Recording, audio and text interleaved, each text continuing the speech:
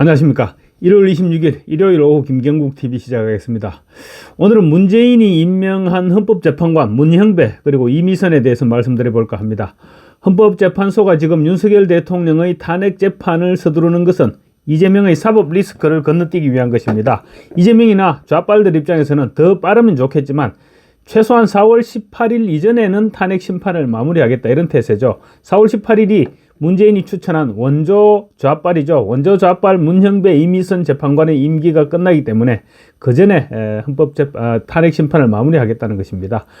그때까지 결론을 내리지 못하고 문형배 이미선 두 사람 임기를 마치게 되면 탄핵은 사실상 물 건너가게 되기 때문입니다. 그래서 마침 소장 대행을 맡고 있는 문형배가 지금 탄핵 심판을 미친 듯이 서두르고 있는 것입니다. 그런데 문형배, 이미선 이 두 사람이 대통령의 탄핵 재판에서 손을 떼야 할 이유가 한두 가지가 아닙니다. 문형배는 이미 자기 본인이 속살까지 시뻘건 성향이라고 고백을 했죠. 그런가 하면 또 지금 이번 탄핵 심판은 부정선거가 핵심 의제입니다. 핵심 의제의 하나입니다. 그런데 문형배는 지역선거관리위원장을 역임했습니다. 뿐만 아니고 헌법재판관을 지내는 동안 재산이 2배 이상 늘어난 것도 논란이 되고 있습니다. 이미선은 이미 윤 대통령 측과 협의를 거치지 않고 변론 기일을 5번이나 5회나 지정했는가 하면 수사 중인 사건에 대한 수사 기록을 요구하는 등 그런 행동으로 지금 편향성을 드러냈습니다. 그러다가 위계에 의한 업무방해 혐의로 고발당해서 중앙지검의 사건 배당까지 지금 마무리된 그런 상태입니다. 특히 문형배와 이미선의 재산 문제는 의혹투성입니다. 모범이 돼야만 할 헌법재판관들의 재산 형성 과정에 의혹이 제기되고 뭔가 구린 냄새가 난다면 이 또한 헌재 심판에 대한 신뢰를 현저하게 저하시키는 원인이 될 수밖에 없을 것입니다. 적어도 일국의 대통령을 탄핵시키는 심판관이라면 보통 사람들보다는 분명히 도덕적 우위에 있어야 한다는 것이 저의 판단인데 여러분 생각은 어떠신지 모르겠습니다. 2020년 3월 공개된 문형배 권한대행의 공직자 재산신고 내역을 보면 재산신고 총액은 6억 6천만 원이었습니다.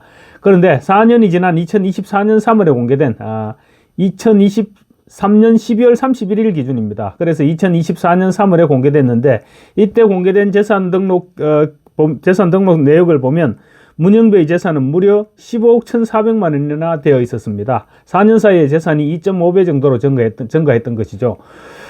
지난해 3월 공개된 문형배의 재산을 보면 본인과 배우자 명의로 부산 양정동과 명륜동에 아파트를 한 채씩 보유하고 있었고, 또 본인과 배우자 그리고 장남 명의의 예금이 총 4억 8,600만 원이나 보유하고 있었습니다. 헌법재판관이 되기 전 그 초임 판사 시절인 1992년부터 2018년까지 약 27년 동안 그는 부산과 창원의 지방 판사로 근무했습니다. 그때까지의 총재산은 6억 6천만 원이 전부였는데 헌법재판관이 된 이후 4년간 재산이 9억 원이나 늘어난 것입니다. 지난해 재산 증가분은 오는 3월이면 관보에 게재될 것인데 또 어떤 변화가 있을지 궁금해지는 대목이기도 합니다. 그런데 문형배의 재산 관련 의혹은 이미선에 비교하면 그야말로 애교 정도입니다. 우리법연구회 후신격인 국제인권법연구회 발긴 중 한 명인 이미선 재판관의 경우 2019년 4월 헌법재판관 임명을 앞둔 국회 인사청문회 당시 과거 자신과 남편이 13억 원대의 주식을 보유한 회사와 관련된 재판을 진행했고, 당시 재판 회피 신청도 하지 않았던 것으로 밝혀져서 논란이 벌어졌었습니다. 청문회 당시 언론 기사를 보면 이미선은 재판을 진행했던 회사의 승소 판결을 내린 전후로 해당 회사 주식을 또 추가로 사들였던 것으로도 드러났다, 이렇게 보도됐습니다.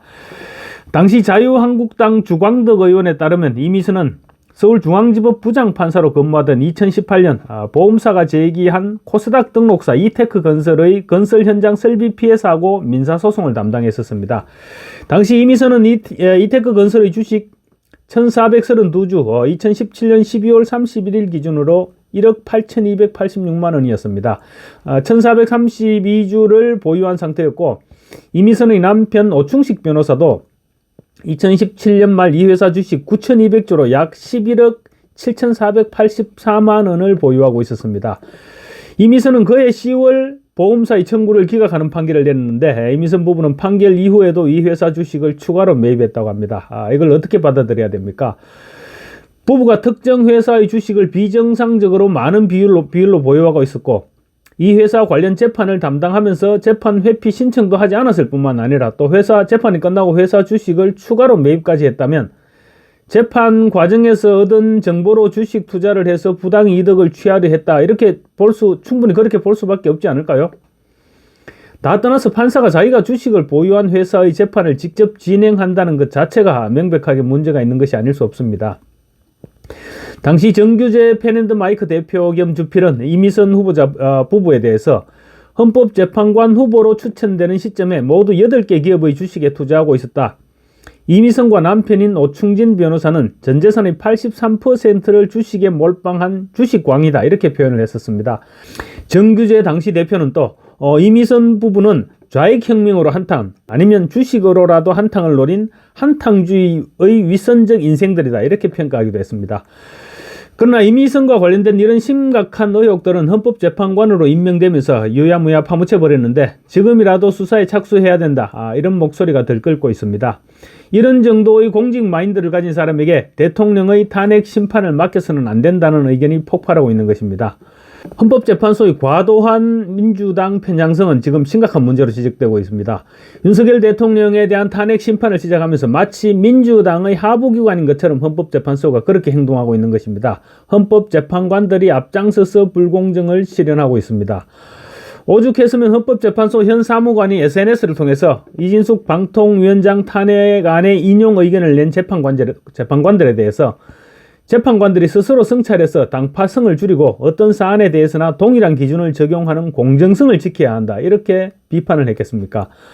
검수완박 당시 민주당 민형배를 위장탈당시켜서 무소속으로 만들어 꼼수로 소수 의견을 무시하고 검수완박법을 통과시켰던 것은 문제없다고 했던 사람들이 이번에 이진숙 방통위원장이 소수 의견을 듣는 절차 없이 방통위 2인 체제로 의결한 것은 탄핵을 인용할 만큼 위법성이 크다고 판단한 것은 명백하게 자기 편을 위한 이중잣대라는 비판을 헌법재판소 안에서 내부에서 지금 그런 비판이 제기되고 있는 것입니다. 위장탈당이 문제없다고 판결을 내렸던 것과는 정반대로 이번 이진숙 방통위원장에 대해서는 탄핵안 인용 의견을 내렸던 사람이 바로 문형배 이미선입니다. 이 헌법재판소 사무관은 기준이 나하고 가까운 사람인지 우리 편인지 아닌지에 따라서 바뀐다면 국민들은 헌재가 공정하지 못하다고 느낄 수밖에 없다. 이런 모습이 많이 보일수록 국민들은 헌재에 실망하고 그 존재의 필요성을 부정할 것이라고 문형배와 이미선을 직격했습니다. 문형배의 성향은 이미 까발려질 대로 까발려졌죠. 자기가 좌파 판사들의 모임인 우리법연구회에서도 가장 왼쪽에 있다고 자랑하듯이 SNS에 글을 올렸습니다. 그런가 하면 자기 주변인들과 비교하면 그런데 자기가 오른쪽에 있다고 합니다. 그러면 문형배 주변에는 도대체 전부 간첩들만 덕실거리고 있는 것입니까? 네티즌들이 문형배의 SNS를 틀었는데 알고 보니 문형배는 속까지 시뻘건 사람이었습니다. 이런 글들도 많이 올렸습니다. 많은 대북 원조를 제공해서 관계를 개선해야 된다. 북한과 우호적인 관계를 유지해야 된다. 이런 글들이 주를 이루었는데 이미 많이 보도되었으니까 굳이 다시 언급할 필요는 없어 보이는데 문형배는 논란이 되니까 페이스북을 폐쇄시켜버렸습니다. 페이스북 문을 닫는다고 시뻘건 색깔이 탈색되는 것도 아니고 또 이미 국민들이 마음속에 문형배는 시뻘건 놈이다. 이렇게 박제가 되어버린 이상 판결의 공정성을 기대하기는 어려워졌습니다. 문형배가 헌법재판소 이번 대통령에 대한 탄핵 재판을 기피해야 될 가장 큰 이유입니다. 다음으로 지금 윤 대통령의 탄핵의 핵심 이슈 가운데 하나가 부정선거 문제입니다. 윤석열 대통령의 변호인단은 선관위의 부정선거 문제를 지금 이슈화시키고 있습니다. 그런데 선관위에서는 부정선거 의혹이 구체적이지 않다면서 지금 미지근한 그런 반응을 보이고 있습니다. 지난 기일에서도 윤석열 대통령 측은 부정선거의 증거를 제시했지만 문형배 권한대행에 의해서 배척당했습니다. 그런데 알고 보니 8명의 헌법재판관 가운데 지역선관위원장 출신 헌법재판관이 무려 4명이나 있었습니다. 문형배는 여기도 끼어 있습니다. 재산 의혹과 좌편 향성에 이어서 선관위원장 경력까지 말하자면 탄핵 심판 재판 기피 사유 3관왕에 오른 것입니다. 문형배 본인은 진주시 선거관리위원장, 정정민은 공주, 조한창은 제주, 김형두는 강릉 선거관리위원장 출신인 것으로 확인됐습니다. 이들은 선관위의 부정부패로 인한 사건들을 판결하는데 직간접적으로 연관이 있었을 것이라고 보는 것이 합리적인 추측이 아닐까 싶습니다. 그런데 이들이 선관위의 선거 부정을 판결하는데 공정한 판결을 내릴 것이라고 기대하기는 힘들어 보입니다. 그래서 이들은 선관위의 부정선거 의혹과 관련된 심판에서는 배척돼야 한다. 이런 주장이 지금 폭발적으로 제기되고 있습니다. 헌법재판소 홈페이지에는 부정선거 의혹 규명을 촉구하는 수많은 게시들이 지금 무더기로 올라오고 있습니다. 그렇지만 헌법재판소는 아직 이렇다 할 반응을 보이지 않고 있습니다. 그 밖에도 또 정계선, 정정미 재판관 이런 사람들 역시 이틀 만에 탄핵당한 이진숙 위원장의 탄핵을 인용해야 된다 이렇게 주장했을 정도면 대통령에 대한 탄핵 심판은 뭐 이들에게 하나마나한 절차에 불과할 것입니다. 그야말로 답정너일 것인데 이런 재판관들을 믿고 계속 탄핵 심판을 맡겨서는 안 되지 않을까요? 굉장히 심각한 문제들입니다. 그래서 이런 내용들을 최대한 여론화시켜서 압박을 더욱 강화해 나가야 될 것으로 보입니다. 감사합니다.